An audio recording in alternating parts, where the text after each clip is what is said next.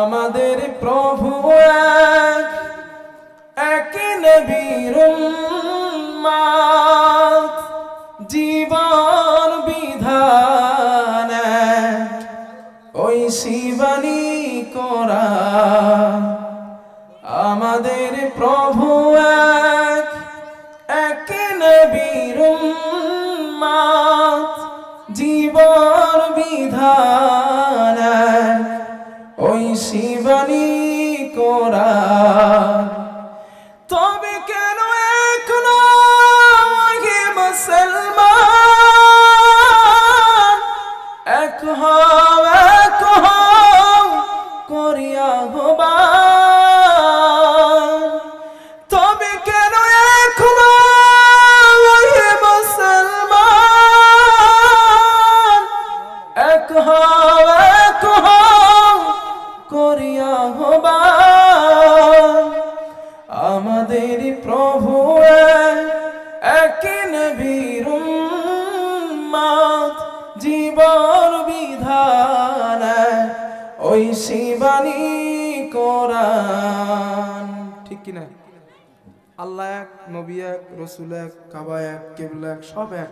যত মারামারি হানাফি সুন্নি, যত মারামারি আহলে হাদিস তাবলীগ, যত মারামারি মুসলমান গোষ্ঠীর মধ্যেই। আর এই সুযোগ নিয়ে বেঈমানরা কচু কাটা করতেছে। ঠিক বলছি না ভুল বলছি?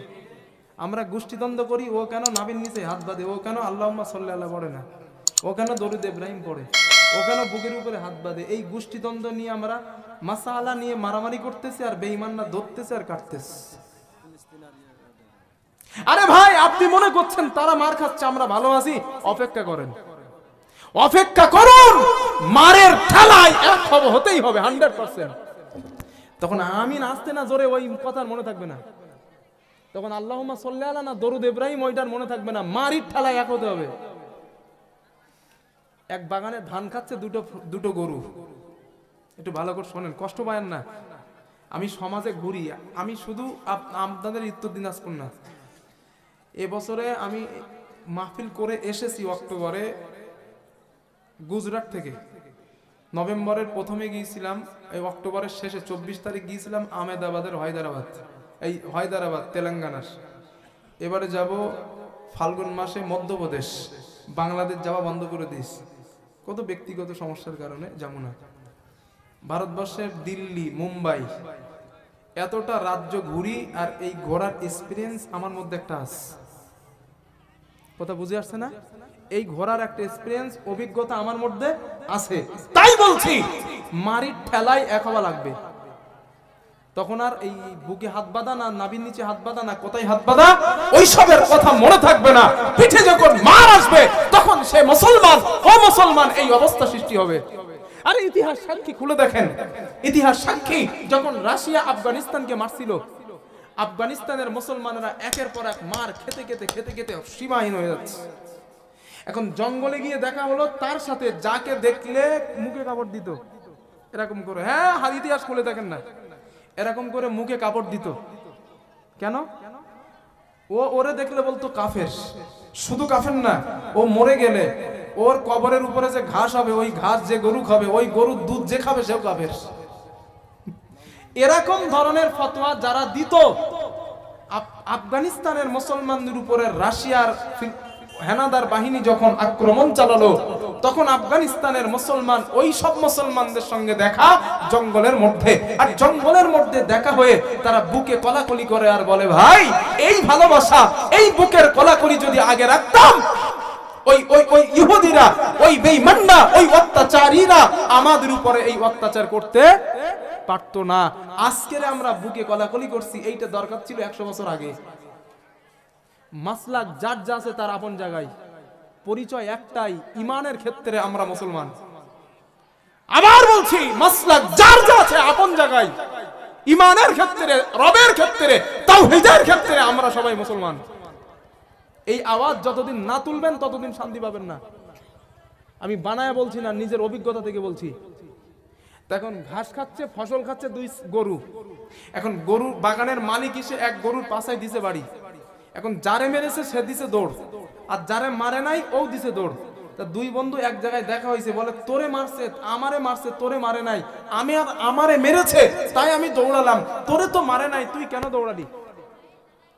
ওই যারে মারে নাই সে তখন বলছে, দোস্ত আমি জানি তোর পরের পালা আমার। কি বলছে? তোর পরের পালা আমার। তো অন্যান্য জায়গার মুসলমান মার খায়, আমরা হাসি, এর অপেক্ষা করেন ওর পরের পালা আপনার আর আমার। পারলে এখনো সময় আছে, ইখতিলাফ ভুলে ভাই ভাই হয়ে যান, বেঁচে যাবেন। না তো কি আমু মার খাবো, আপনারাও খাবেন, এই ছাড়া কিছু না। বলে যাচ্ছি, পারলে মেনে নেন। মাসলাক যার যা। আমি আমার ভাল লাগে কিয়াম করতে, আমার মন চাই করি আমি। আমার বুকের উপর নাভির নিচে আমি আমার কাছে সহি মনে হাত বাঁধা, তাই আমি বাঁধি। আমি ফরজ সালাতের পরে দোয়া করা আমার কাছে ভাল লাগে, তাই আমি করি। আর একজন আর কিয়াম করা তার কাছে বেদাত মনে হয়, সে করে না। আরে মাসলাকের ব্যাপারে ইখতিলাফ, মুস্তাহাব মাসলার ব্যাপারে আপন আপন ছেড়ে দেন। ইমানের ব্যাপারে, ইমানের ক্ষেত্রে, তাওহীদের ব্যাপারে আমাদের পরিচয় একটাই, আমরা মুসলমান। বুঝে আসছে না ইনশাল্লাহ? মুসলমান। এখন যদি আপনারা সব এক অপরে ভাগ করে দেন, আরে আমার সমস্যা আমাদের মতো হুজুরদেরই। স্টেজ পাইলে, মাইক পাইলে নিজের গোষ্ঠীর দিকে শুধু টানতে থাকি, স্বার্থ চর্চা করি। আরে রাসূল বলেছেন ওই ব্যক্তির কথা তো শ্রেষ্ঠ, ওমান দাআ ইলাইহি হুদিয়া ইলা সিরাতিন মুস্তাকিম। ওর থেকে সঠিক পথে, জাস্টিস পথে কে ডাকতে পারে, কে আহ্বান করে, যে আল্লাহর দিকে মানুষকে ডাকে, নিজের দলের দিকে না, নিজের স্বার্থ চর্চার দিকে নয়, রবের দিকে যে মানুষকে ডাকে। নবী বলেন ওর ডাকাটাই সবথেকে ইনসাফপূর্ণ ডাকা। রবের দিকে ডাকেন, কোনো ঝামেলা থাকবে না। ভাই এসো ইসলামের দিকে, আল্লাহর দিকে এসো। তুমি কিয়াম করো, তুমি করো ভাই। তুমি কিয়াম করো না, তুমি করো না। তুমি তোমার মাসলাক নিয়ে থাকো, আমি আমার মাসলাক নিয়ে থাকি। ইমানের ব্যাপারে আমরা সবাই ভাই ভাই। ইসলামের উপরে যখন অ্যাটাক আসবে, আমরা সবাই মিলে যাব। আদাস আমাদের সঙ্গে কোনো মারামারি নাই। এই কথাগুলো যদি আমি বাকি বিল্লাহ স্টেজে উঠে বলি, আপনারা সাধারণ মানুষ মনে করবেন না আগামী দিন যা আমরা ওরে দেখে ঘৃণা করতাম, তার দিকে ঘৃণা করতাম, এইগুলো আর করা যাবে না, যেহেতু হুজুর বলছে। এখন আমি যদি এইগুলো না বলে বলি, ভাই আমরা খাঁটি আহলে হাদিস, বাকি দুনিয়ায় যা আছে সবাই জাহান্নামে যাবে, এই কথা বললে আর মিল হবে জীবনে? স্টারিং আমি হুজুরের রাতে, আমি দিচ্ছি খানায় গাড়ি ভরে, এখন আপনারা তো সব খানায় যাবেন।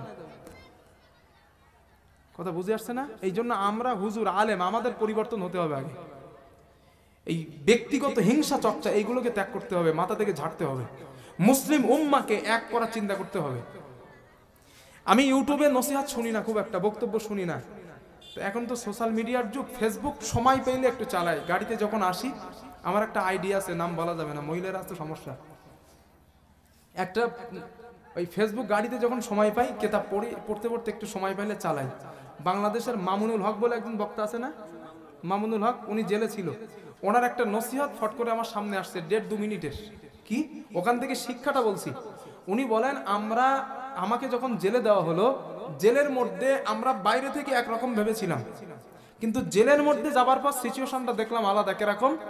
মামুনুল হক বলছেন, মামুনুল হক সাহেব যেহেতু সম্মানীয় ব্যক্তি, মামুনুল হক সাহেব তিনি বলছেন, আমরা বাইরে থেকে গোল টুপি পরবো না লম্বা টুপি পরবো, এই নিয়ে মারামারি করি। কিয়াম করবো না সালাম করবো না দোয়া করবো, এই নিয়ে মারামারি করি। হানাফি, শাফি, মালিকি, হাম্বালি না কি, এইটা নিয়ে মারামারি করি। কিন্তু জেলখানার ভিতরে গিয়ে দেখি তাদের টার্গেট মুসলমানদের ধরো আর নির্যাতন করো। তারা না দেখছে আহলে হাদিস, তারা না দেখছে হানাফি, তারা না দেখছে সুন্নি, তারা না দেখছে শিয়া, মুসলমান যারা নির্যাতন করো জেলখানার মধ্যে। মামুনুল হক বলছেন, আমি ওই জেলখানার মধ্যে সিদ্ধান্ত নিলাম, আল্লাহ যদি আমারে কোনোদিন বার করে, আমি সেই দিন গোটা উম্মাকে বলবো, ভুলে যান কিয়ামপন্থী, ভুলে যান নামাজপন্থী, ভুলে যান আহলে হাদিস, ভুলে যান জামাত ইসলামী, আমরা সবাই ভাই। কারণ বেঈমানদের চক্রান্ত, তারা জেল মুক্ত করে আমাদের মুসলিম উম্মাহকে মেরে দিতে চায়। উনি এই কথা বলছেন বাইরে। ভাই এটা ওনার অভিজ্ঞতা থেকে বলছেন, ব্যক্তিগত অভিজ্ঞতা থেকে। আর আমি এটা শুনে বলছি, পারলে ভুলে যান সব। আপনি সুন্নি আছেন সুন্নি থাকেন, আপনি হানাফি আছেন হানাফি থাকেন, যা আছেন তাই থাকেন। ইমানের ব্যাপারে আমরা সবাই এক। জোরে বলেন, ইমানের ব্যাপারে কি এক? আল্লাহ কথাগুলো কবুল করেন, বলেন আমিন।